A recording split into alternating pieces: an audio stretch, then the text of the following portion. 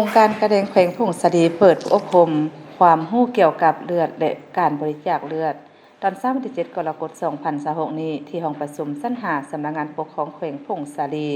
ทั้งองค์การกระแดงแขวงพงศดีร่วมกับแผนกปลุกระดมและรับบริจาคเลือดสถาบันเลือดแห่งชาติได้จัดอบรมความรู้เกี่ยวกับเลือดและการบริจาคเลือดโดยการเข้าร่วมเป็นคณะประธานมีท่านดร.จันทราสุขสาครรองประธานองค์การกระแดงแห่งชาติลาวมีท่านคำเปลืองเมืองไสกรรมการพรรคแขวงหัวหน้าองค์การกระแดงแขวงพงศดีเข้าร่วมมีท่านนางบีนิตาโปเลวคณะรับผิดชอบโครงการองค์การกระแดงสวิตมีทีมงานรับบริจาคเลือดสถาบันแห่งชาติมีบรรดานักสัมมนากรจากแผนกการกรมกองกำลังป้องกันศาสตร์ป้องกันความสงบอ้อมข้างแขวงพงศดีเข้าร่วมในกองประชุมคณะจัดตั้งพิธีได้เสนอจุดประสงค์จากนั้นท่านดร.จันทราสุขสาครรองประธานองค์การกระแดงแห่งชาติลาวได้มีคำเห็นพร้อมทางกล่าวเปิดกองประชุมเพื่ออบรมความรู้เกี่ยวกับเลือดและการบริจาคเลือดอย่างเป็นทางการในกองประชุมผู้เข้าร่วมได้รับฟังการรายงานสภาพรวมการจัดตั้งปฏิบัติเวียกงานการรับบริจาคเลือดในทั่วประเทศในระยะที่ผ่านมารับฟังการรายงานสภาพการเคลื่อนไหวจัดตั้งปฏิบัติเวียกงานขององค์การกระแดงแขวงพงศดี6 เดือนต้นปี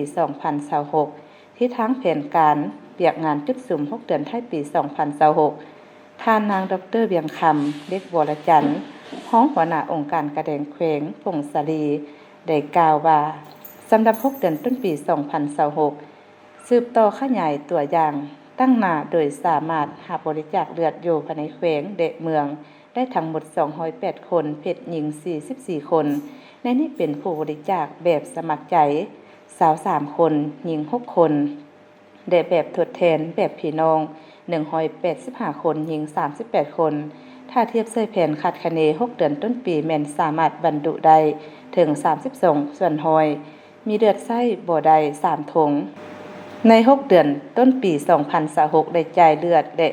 ผลิตภัณฑ์เลือดให้แก่โรงหมอแขวงพงศดีรวมมีทั้งหมด205ถุงพร้อมนี้ยังได้รับฟังความรู้เกี่ยวกับการบริจาคเลือดและเงื่อนไขของผู้บริจาคเลือดพร้อมนี้ผู้เข้าร่วมกองประชุมยังได้ประกอบคำคิดคำเห็นแลกเปลี่ยนบทเรียนอย่างกงไปกงมา